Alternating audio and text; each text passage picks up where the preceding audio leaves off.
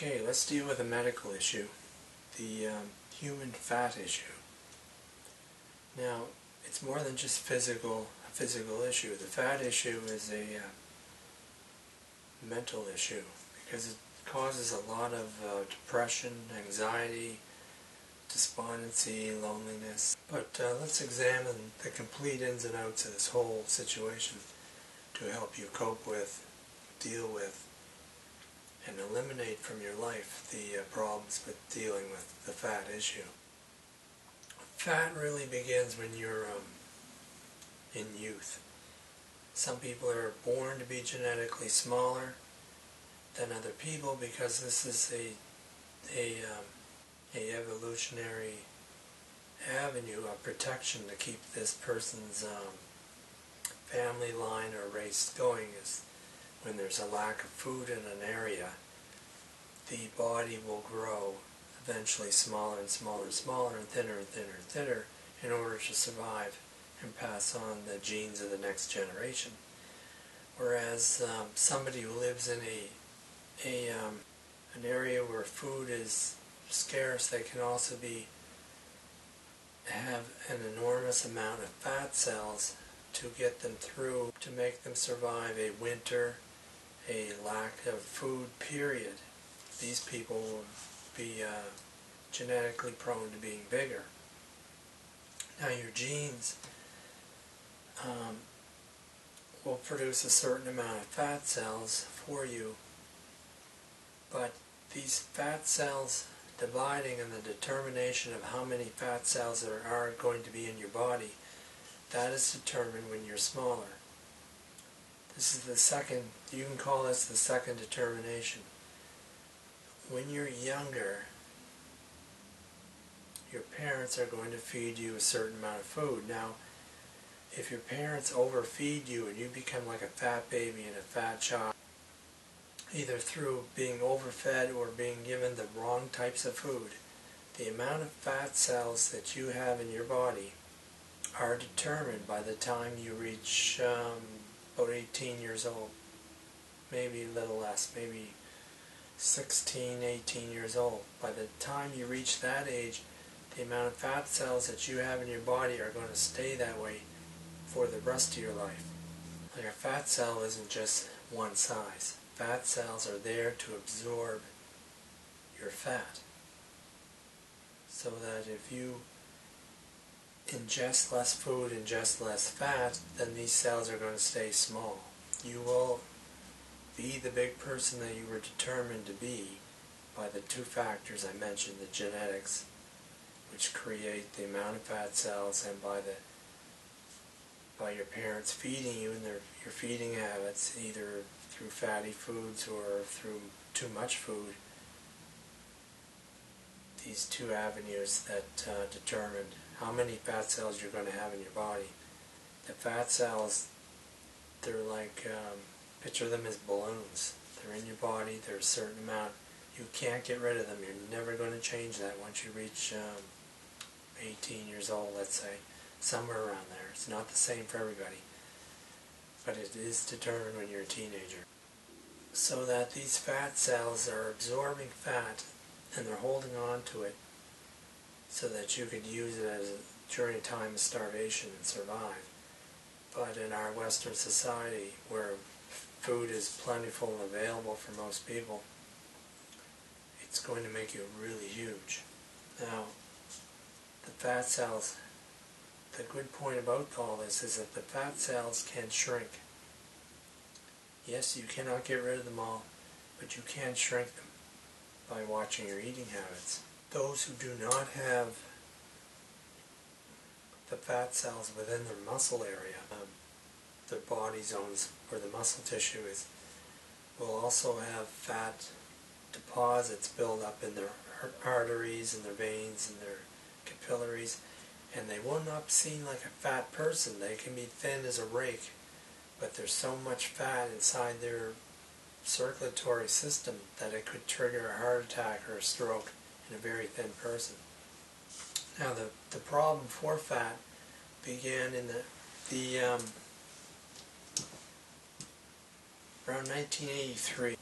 and people and companies acted upon getting rid of the carbohydrates out of the food supply, which they did significantly. But then the food tasted bland and horrible, so what they did was they upped the amount of sugar that the food supply could have.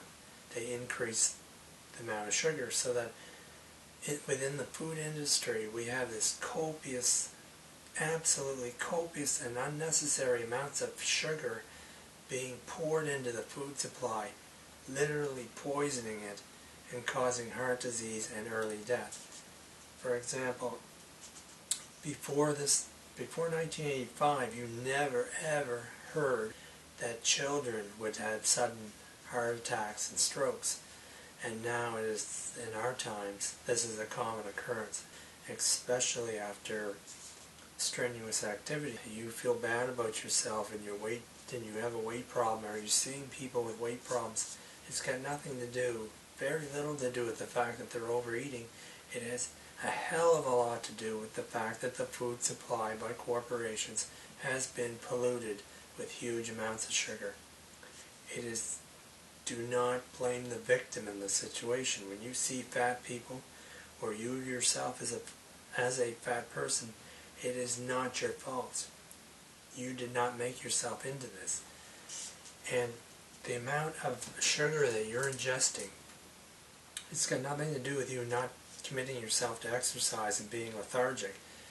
The amount of sugar that's poured into the food supply that you're ingesting, you would have to almost be practically running to the moon and back in one day in order to get rid of that much sugar. That's how critical, that's how poisonous it is. And the situation has gotten to the point where people are dying from cirrhosis of the liver from eating fast foods. And not from drinking, just from eating fast foods. I had a friend who died from that about a month ago. How you perceive yourself as being a fat person is very important to your mental health. Just because you're large doesn't mean somebody's not going to love you, or you're going to be ignored or pushed aside. What you need to do in that situation, when you're in the mindset where you feel that you're too fat of a person to be loved or to be liked by anybody, what you need to do is put on your boots and your hat and head outside. Go to a shopping center or any place at all where people gather en masse. And I want you to look at the people, look at the couples, the man and the wife and the children they have, or the man and the wife, or the boyfriend and the girlfriend. I want you to look at those people, and I want you to measure them. How fat are they? What are their looks like? What do they look like? And then compare it to what you look like and how big you are. Now, have they failed in their objective to have a boyfriend, girlfriend, or husband and wife? Of course they haven't, and there's no reason why you can as well. Everything has to do with confidence and the way you have an outlook on things. There is always somebody out there for you. Don't let being a large person or a fat person destroy your ability to find somebody special to be with. It shouldn't be that way. If you want to lose weight, you have to shrink your fat cells down. You got to make them smaller. That has to be your objective. Exercising is nice, it's okay, and you can do it. It will make you feel better, but it is not going to cure your fat problem. You have a certain level of fat cells in your body. They're not going anyplace. All you can do is shrink them. And another issue I must bring up is depression. When you eat food, when you eat an apple, when you eat an orange, you may find that some people will eat excessive amounts of these. Well, as you're eating, you're releasing a hormone that it's an enjoyment hormone. It's a hormone that makes you feel a sense of well-being. So that therefore, when you're depressed and lonely and down on yourself, you're going to eat more so that you feel better about yourself. That is a very tragic and hazardous situation where food is acting like a drug, your self-body drug trigger. If you can get control over the way you feel about yourself, that is a major point in helping you overcome the problems of how you feel about yourself. eating like entire bags of apples. Some people will eat one apple. Somebody who's depressed and lonely and feeling bad about themselves may eat 7 apples in one sitting, or an entire bag in one sitting. You need to look at yourself as you actually are, and as I said before, when you're in that situation, go to a place where people meet, where couples are, where families are. Just examine and look at the couples and what they look like and how big their bodies are. You will find out that you are not such a bad catch. That will help you greatly. That will lift your spirits. As far as exercise goes, exercise is good. Enjoy it. But it isn't going to cure your fat problem. Go look at a label of sugar of any product you want. Pick up the sugar, pick up the label, read the sugar amount. You will find that it is not there on the label. All the other ingredients, the amount that's in it, it's always there. But when it comes to sugar, you'll notice that it's been hidden. It's not on the label. That's because the sugar industry used its influence and its lobbying power to keep the amount of sugar that's being poured into the food supply away from your eyes so that you will not know that they are pouring unnecessary amounts of sugar in there. So what you need to do is you've got to make your own products. You've got to make your own food. You've got to cook your own food so that you know what's in that product. Once you start doing these things and get a control over your emotions and the way you feel about yourself, you're going to notice that your weight drops, and not drops slowly. It's going to drop dramatically, and you will have control over it. You will live a better life. You will be thinner.